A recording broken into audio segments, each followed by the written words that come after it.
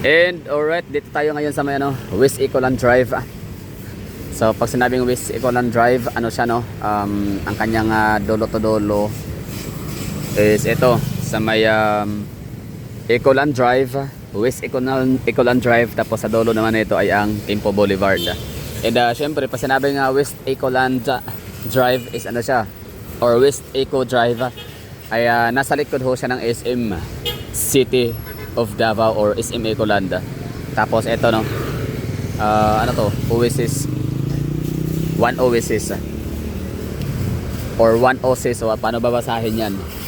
Okay, so ano lang, lakad lang tayo dito ng konti, tapos yan SM na from Times Beach. Ganito lang yan kung yung gusto nyo mamasyal lang coastal, so dito pahangin kayo dito, tatambay. Kunyari dayo kayo sa Davao malapit lang to dito, Times Beach lang unahan dyan, unahan lang, ilang lang siguro, mga 10 tumbling ka lang dyan, dito ka na sa may West Ecoland Drive. Tapos lakad ka ng konti, likod na, sa may SM Ecoland ka na.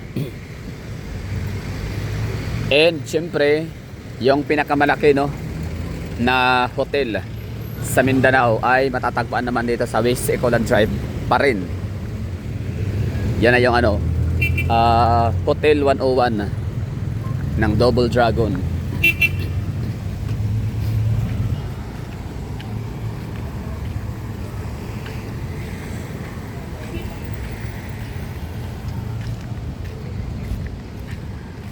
So itong kalye na to dito dati, wala namang masyadong dito walang masyadong tao, madilim, nakakatakot maglakad, baka may multo. Pero mula nung naipatayo itong Oasis, One Oasis na to dito sa lugar, yan, mas naging mas naging lively. Tapos ngayon meron pang si oil gas station. Basta ang laki ng pinagbago ng Davao City, and syempre with the effort of Duterte yan. May nasabi nga na kung daw ang Davao City, palatandaan niya daw na kurakot ang mga Duterte dahil wala daw masyadong mga matataas sa building. Okay, siguro iba rin yung kanyang basis ng pagiging corrupt ng official. So nakabase siya sa mga high-rise building. So Davao City, wala man tayo masyadong high-rise building dito, pero kung kayo taga Davao, kung kayo nakatira dito, ito kayo pinanganak, ito kayo lumaki at nagkaedad, so talagang masabi nyo na ang Davao City is ang laki ng kanyang i-transform, ang laki ng kanyang pinagbago talaga mula nung araw. Ako nga nagkaroon ako ng sa aking kamulatan early 2000 pa lang, bata pa ako noon, like elementary days. So itong area to talaga dito may mga nag drag race.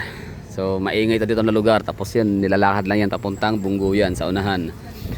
Basta maraming to dito, mga ganap dati mga nag-drag race. Tapos may mga lodging house pa dyan sa unahan, yung mga Twin H. Queensland, ayun. Tapos madilim talaga ito na lugar dito dati, malilim pagkagabi. Tapos yun nga, drag race hanggang sa rin naman napatigil din naman kalaunan. So ngayon wala ka na marinig ng mga drag race dito, kahit yung mga bura-bura, bawal. Tapos sobrang ingay, talagang peaceful ng Davao. Talagang grabe yung transformation ng Davao mula sa napaka-chaotic na syudad dati, daming kriminalidad, daming droga, daming mga crime rates ang taas, tapos may mga mga rebelde. So ngayon naging insurgency free na ang Davao City, peaceful na siya. Kita naman sa survey din tayo, consistent, Hall of Famer, Grand Slam, ano man tawag dyan, yung basta yung laging number 1 safest city, top 1 safest city in the Philippines. So ngayon tingnan mo itong Eco West Drive, ang dami ng makikitang mga establishments.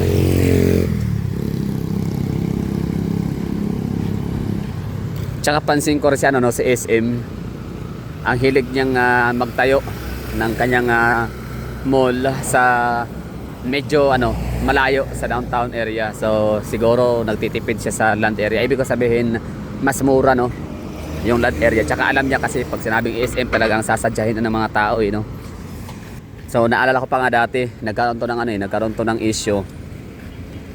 Parang parang naging controversial kasi nga SM Ecoland, so dito siya ilalagay sa parting dito na area na napakalayo sa downtown.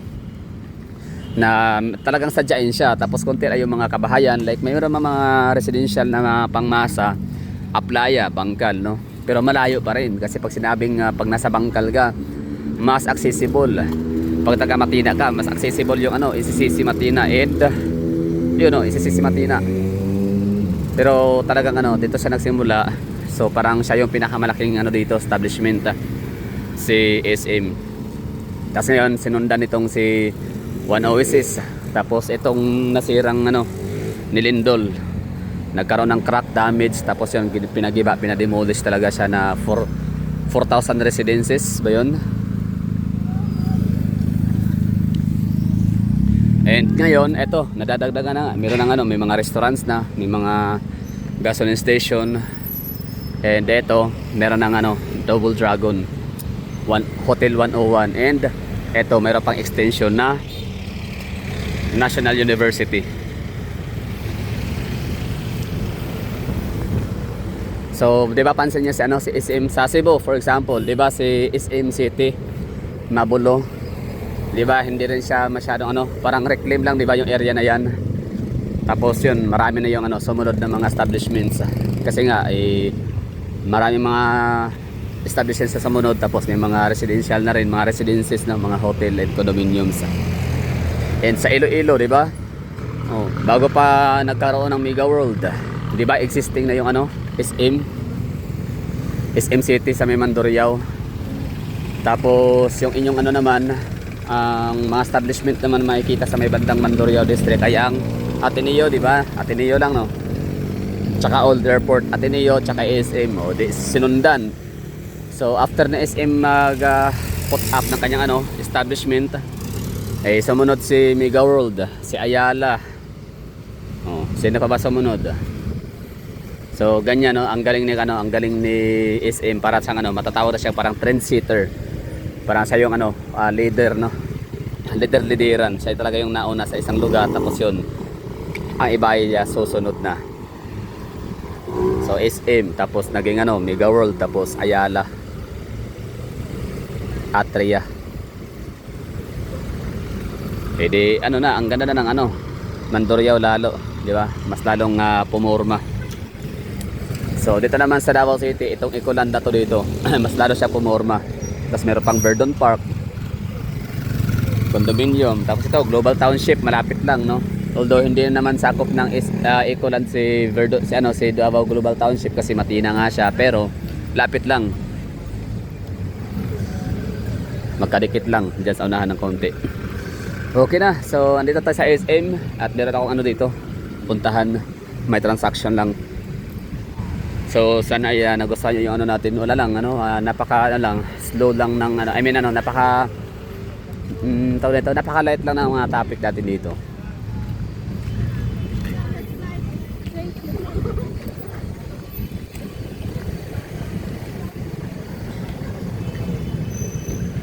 Ay alam ko na. Siguro kaya talaga sadyang nagpapalayo or lumalayo or naglalagay, nagko-construct ng kanyang mall itong si SM sa away from downtown area, dahil nga siguro mas mura yung lupa, para mas malaki ang kanyang mabibiling lupa, mas malawak, mas malapad para gawing parking space. So pansin nyo pag sinabing SM, talagang isa sa maiisip natin yung kanyang style ng kanyang parking space, no? So open ground or open field ang kanyang style ng kanyang parkingan.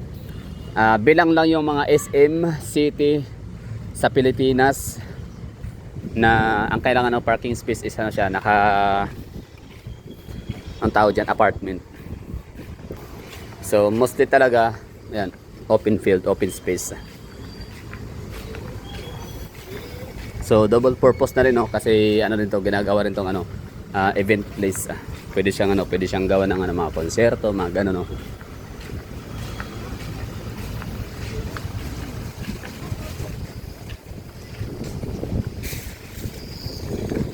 Okay na tayo. Thank you for watching and see you sa susunod nating mga vlog. Lapit na matapos si laki. 7th floor daw to dito. National University. Yan, dating terminal, no, ng mga van papuntang Socsargin, Cotabato.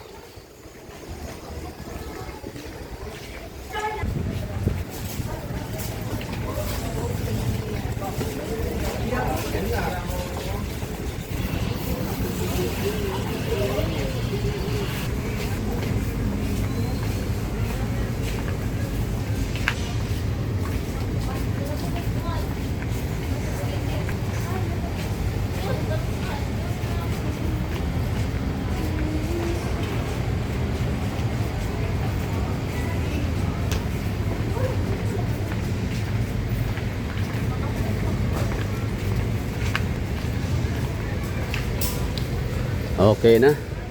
Andito na tayo sa may supermarket area. So thank you for watching. 'Di ba? Napakalapit lang na Coastal Road sa SM City, Ecoland. Lakad lang konti sa may West Eco Drive. SM ka na.